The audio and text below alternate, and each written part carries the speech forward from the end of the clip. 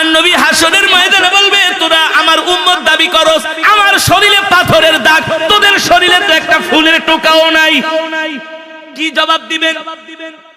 যে কোরআন আমি আপনাদের সামনে তেলাওয়াত করলাম, আল্লাহ রাসূলের হাদিস, আমাদের উপরে কোরআনের হক আছে। কি আছে? স্ত্রীর উপরে স্বামীর যেমন হক, স্বামীর উপরে যেমন স্ত্রীর হক, সন্তানের উপরে বাবার যেমন হক, বাবার উপরে সন্তানের যেমন হক আছে, পাড়া প্রতিবেশীর উপর যেমন হক আছে, আল্লাহর কোরআনেরও আমাদের প্রতি হক আছে। যদি আমরা কোরআনের হক আদায় না করি, তাহলে আমরা হাসরের ময়দানে ধরা খেয়ে যাব। এই কারণে আল্লাহ তাআলা নবীর উপরে কোরআন নাজিল করে বলছেন, নবী আপনার উপরে কোরআনের হক আছে, আপনি কোরআনের হক আদায় করার জন্য কোরআনের দাওয়াত দিয়ে যান। আল্লাহু আকবার। কিন্তু শোনেন, আপনি দাওয়াত দিবেন, অনেক কাফেরেরা দাওয়াত গ্রহণ করবে না, আপনাকে গালি দিবে, কষ্ট দিবে, কিন্তু মন খারাপ করা যাবে না। ও যুবক, আল্লাহর নবী কোরআনের দাওয়াত নিয়ে আবু জেহেলের বাড়িতে গেলেন, আবু লাহাবের বাড়িতে গেলেন, উতবার বাড়িতে গেলেন, শাইবার বাড়িতে গেলেন, ওলীদ ইবনে মুগীরার বাড়িতে গেলেন, আবু সুফিয়ানের বাড়িতে গেলেন। আল্লাহর নবীর কোরআনের দাওয়াত কেউ গ্রহণ করে না, উল্টা আমার নবীকে মিথ্যাবাদী বলে মক্কার কাফেরেরা গালি দেয়। বলেন নাউজুবিল্লাহ। আমার নবীকে বলে মিথ্যাবাদী, অথচ আল্লাহ তাআলা আমার নবীকে বলছেন আপনি হলেন রাহমাতুল লিল। জোরে বলেন সুবহানাল্লাহ। আমার নবী কোরআন পড়ে মক্কার কাফিরেরা বলে মুহাম্মদ বানায়া বানায়া কবিতা লেখে আর সেটাকে কোরআন বইলা চালায়া দেয়। বলেন নাউজুবিল্লাহ। আমার নবীকে মক্কার কাফিরেরা গণক বলে, জাদুকর বলে, আমার নবীকে তারা মিথ্যাবাদী বলে, মক্কার মানুষের কাছে আমার নবীর বিরুদ্ধে তারা প্রোপাগান্ডা ছড়ায়। আল্লাহ তাআলা ডাক দিয়ে বলে, হাবিব আপনি মক্কার কাফেরদের কথায় কান দিবেন না। মক্কার কাফেররা আপনার বিরুদ্ধে মিথ্যা তথ্য ছড়ায়, কিন্তু আমি আল্লাহ বলি ইন্নাকা লাআলা খুলুকিন আযীম, আপনার চরিত্রই হলো সর্বশ্রেষ্ঠ চরিত্র। আল্লাহু আকবার। আপনি দাওয়াত দিয়ে যান, আপনি মক্কার কাফেরদেরকে দাওয়াত দিয়ে যান। হেদায়েত দেওয়ার মালিক আমি আল্লাহ, হেদায়েত করার মালিক আমি আল্লাহ। ঠিক কিনা বলেন? নবী আপনি কষ্ট পাবেন না, দেখবেন আর কিছুদিন পরে দলে দলে কাফেরেরা আপনার হাতে হাত রেখে কালেমা পড়ে মুসলমান হয়ে যাবে। আপনারা মনে করতেছেন এই সমাজের ভিতরে ওয়াজ মাহফিলের লোক কম হইছে, এটা কোনো বিষয় নয়। মেহনত করতে হবে, মেহনত করার ফলে দেখবেন হতে পারে এই সমাজ একদিন রাঙ্গিয়ে যাবে। ঠিক কিনা বলেন? এই সমাজের মধ্যে এমন কিছু কিছু হক্কানি আলেমের জন্ম হবে। আল্লাহু আকবার। জোরে বলুন আল্লাহু আকবার।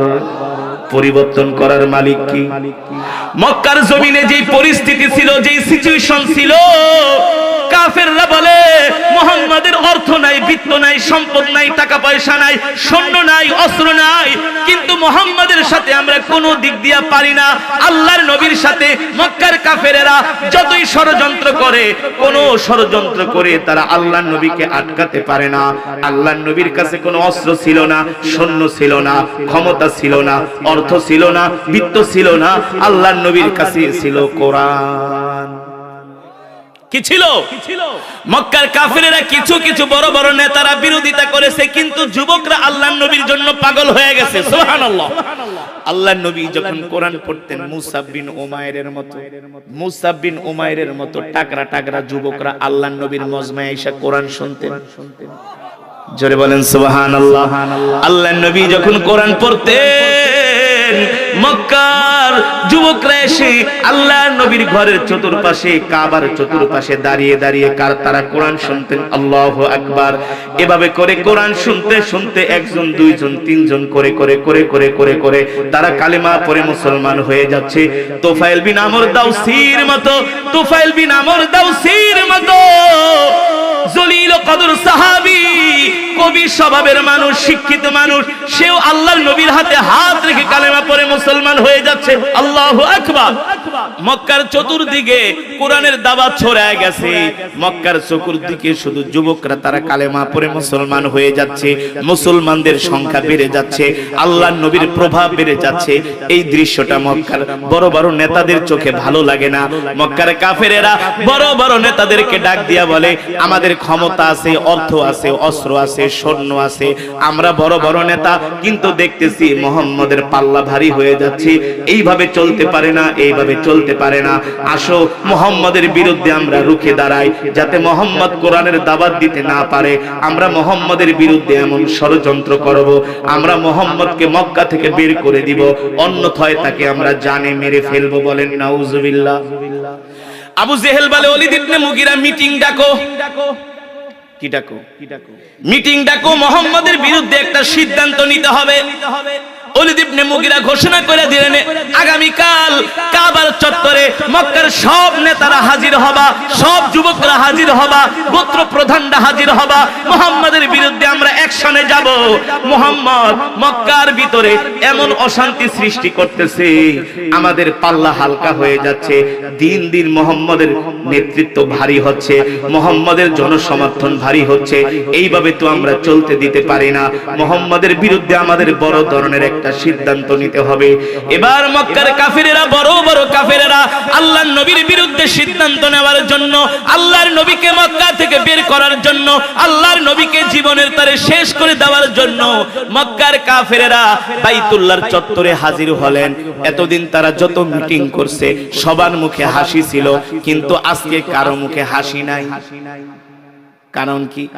তারা আল্লাহর নবীর বিরুদ্ধে কোনোভাবেই পেরে উঠতে পারছে না। কি সিদ্ধান্ত নিলে তারা জিততে পারবে, এই টেনশনে, এই চিন্তায় সবার চেহারার মধ্যে ক্লান্তির ছাপ, সবার চেহারার মধ্যে আতঙ্কের ছাপ, সবার চেহারার মধ্যে ভয়ের ছাপ। যেভাবে করে মুহাম্মাদের জনসমর্থন বাড়তেছে, আর কিছুদিন পরে না জানি মুহাম্মদ আমাদেরকে মায়ের শুরু করে দেয়। আল্লাহু আকবার। তারা এই আতঙ্কে ভুগতে লাগলেন। মিটিং এ জড়ো হলেন, একত্রিত হলেন। আবু লাহাব ডাক দিয়ে বলে, আবু জেহেল, বড় ধরনের একটা সিদ্ধান্ত নেয় মুহাম্মাদের বিরুদ্ধে। হয় মুহাম্মদকে শেষ করে দাও, নাইলে মক্কা থেকে বের করে দাও। বলে নাউজুবিল্লাহ। সাইবা ডাক দিয়া বলে, আবু জেহেল, আবু লাহাব, শোনো, আমরা মুহাম্মাদের উপরে প্রথম শক্তি প্রয়োগ করব না। আমরা মুহাম্মদকে কিছু লোভ দেখাবো। কি দেখাবো? কারণ দুনিয়ার মানুষ হলো লোভের পাগল, ঠিক কিনা বলেন? কেউ অর্থের পাগল, কেউ ক্ষমতার পাগল, কেউ নারীর পাগল, কেউ নেতা হওয়ার পাগল। হ্যাঁ, সাইবা বলে, শোনো আবু জেহেল, আমরা মুহাম্মাদের বিরুদ্ধে প্রথম শক্তি প্রয়োগ করব না। আমরা মুহাম্মদকে অর্থের লোভ দেখাবো, ক্ষমতার লোভ দেখাবো, নারীর লোভ দেখাবো। দেখি এই লোভ টোভ দেখায় মুহাম্মদকে কোরআনের দাওয়াত থেকে দূরে সরানো যায় কিনা। ওলীদ ইবনে মুগীরা বলে, সুন্দর একটা কথা বলছো।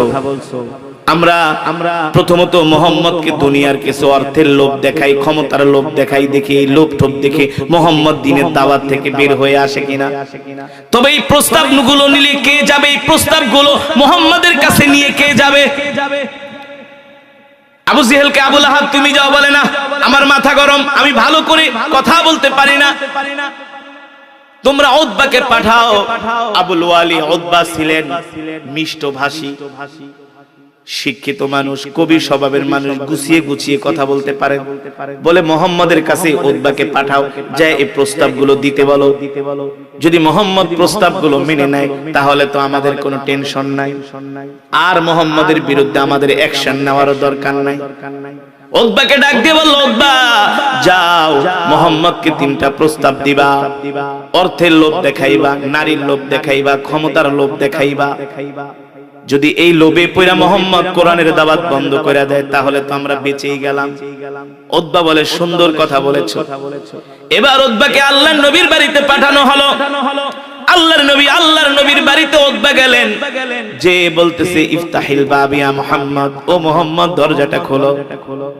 সাত সকালে উতবা আল্লাহর নবীর বাড়িতে হাজির। আল্লাহর নবী ডাক দিয়ে বলে, উতবা, কেন আসছেন আমার বাড়িতে? এবার আল্লাহর নবীর সাথে মিষ্টি মিষ্টি কথা। আরে তুমি তো আমাদের ভাতিজা, তুমি তো আমাদের গর্বের ধন, আমরা তোমাকে নিয়ে গর্ব করি। তুমি তো আল আমিন। তুমি তো কি? আমার নবীকে আল আমিন উপাধি কিন্তু মক্কার কাফেররাই দিয়েছে।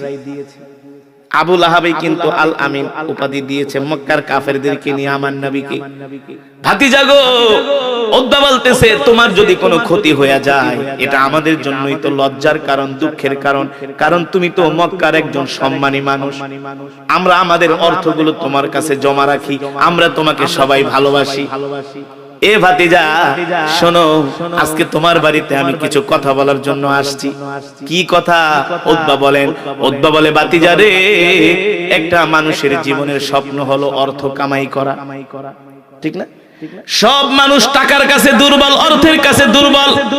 কথা বলে উতবা বলে শোনো মোহাম্মদ, আমরা মক্কায় যত অর্থ চাও মক্কার ব্যাংকের সব অর্থগুলো তোমাকে মালিক বানায় দিব। আল্লাহর নবী বলে কেন? বলে কারণ আছে। উতবা বলে মুহাম্মদ শুধু অর্থের মালিক বানাবো না, তুমি যদি মক্কার সুন্দরী মেয়ে চাও, যত মেয়ে চাও তোমার বাড়িতে নিয়ে দেওয়া হবে। তারপরেও মুহাম্মদ তোমার একটা কাজ বন্ধ করতে হবে। আল্লাহর নবী বলে কি কাজ? বলে ভাতিজা মুহাম্মদ তুমি কোরআনের দাওয়াত তার বিনিময়ে বন্ধ করে দিবা। বলেন নাউজুবিল্লাহ, আরো জোরে বলেন নাউজুবিল্লাহ। এই কথা শুনে আল্লাহর নবীর চোখ মুখে একেবারে রাগ উঠে গেল, নবীজির চেহারা লাল হয়ে গেল রাগে ক্ষোভে। বলে ফাতিজা রাগ করো না, তুমি যদি চাও আমরা তোমাকে মক্কার নেতা বানায় দিব, আমরা সবাই তোমাকে নেতা মানব, তারপরেও কোরআনের দাওয়াত বন্ধ করে দাও। আল্লাহ নবী উতবার এই কথাগুলো শুনে এত রাগ করলেন, বলল উতবা তুমি আমার বাড়ি থেকে চলে যাও।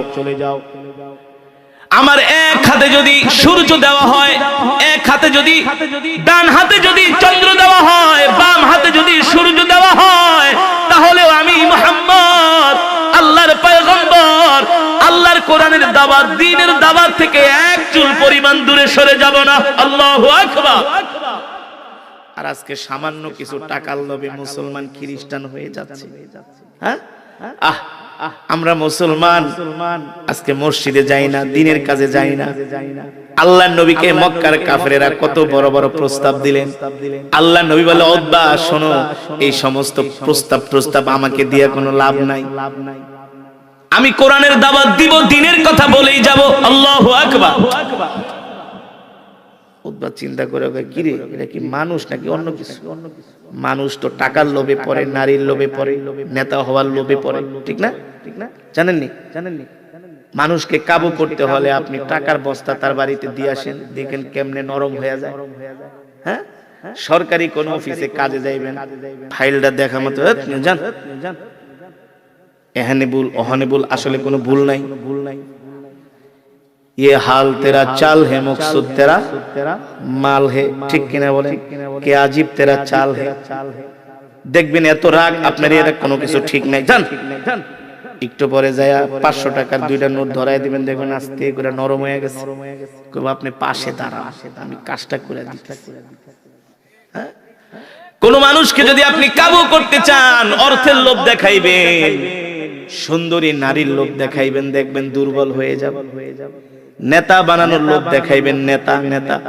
আজকে মুসলমানদের এই অবস্থার কারণটা কি? খেলাফত বিলুপ্ত হয়েছে, 100 বছর হয়ে গেছে। কারণ কি? মুসলমানদের তো অধঃপতন ছিল না। উসমানীয় খেলাফতের সাথে, সালতানাতের সাথে, উসমানীয় খেলাফতের সাথে আরবের কিছু শাসকরা বেঈমানি করে খেলাফতকে বিলুপ্ত করছে। তাইলে আজও সারা পৃথিবীতে কোরআনের শাসন থাকতো। শুধু ক্ষমতার লোভ। আল্লাহর নবীকে মক্কার কাফেররা ক্ষমতার লোভ দেখাইছে, নেতা হওয়ার লোভ দেখাইছে। আল্লাহর নবী উতবার প্রস্তাবকে প্রত্যাখ্যান করলো। উতবা টেনশনে পড়ে গেল, আবু জেহেলের কাছে যে কি জবাব দিবে। এত আশা করে উতবাকে পাঠাইলো। যদি উতবা আল্লাহর নবীকে বাগে আনতে না পারে, হাতে আনতে না পারে, তাইলে তো মান সম্মান। উতবা কতক্ষণ চিন্তা করে বলে ব্যাপারটা কি, এত লোভ দেখাই? আরে আমাদেরকে তো 500 টাকার লোভ দেখাইলে আমরা কুত্তার মতো ঘুরি পিছে পিছে, কিন্তু তাকে সারা দুনিয়া দিয়ে দিচ্ছে, তারপরে লোভে পড়ে না। এটা কি মানুষ নাকি অন্য কিছু? এবার উতবা আদর কইরা দেখেন কত বড় শয়তান, নবীজির শরীরে হাত দিয়ে কয় ভাতিজা শোনো, এত লোভ দেখাইলাম, কোন লোভে তুমি পাও দানা, কারণ কি? তাহলে কি তোমারে কি ভূতে ধরছে? নাউজুবিল্লাহ। কত বড় শয়তান। তোমাকে যদি খারাপ কোনো কিছু আসর করে, তাহলে আমাদেরকে বলো, আমরা তোমার ভূত সারানোর ব্যবস্থা করি। নবীজিরে বলে ভূতে ধরছে। কত বড় শয়তান। নবী হইলো ভূত সারায়, ঠিক করে বলেন। আর কাফেররা কে মুহাম্মদ তোমার মনে ভূতে ধরছে, তোমার মনে কিছুতে জাদু করছে, এই কারণে তুমি আবল তাবল বলো। বলেন নাউজুবিল্লাহ। আল্লাহর নবী বলে উতবা শোনো, তুমি আমাকে যে প্রস্তাবগুলো দিয়েছো, আমি তোমার এই প্রস্তাবের বিরুদ্ধে এতক্ষণ যা বলেছি সব সত্য, তবে আমি তোমাকে যাওয়ার সময় কোরআনের একটা সূরা শোনাই দিই। সুবহানাল্লাহ।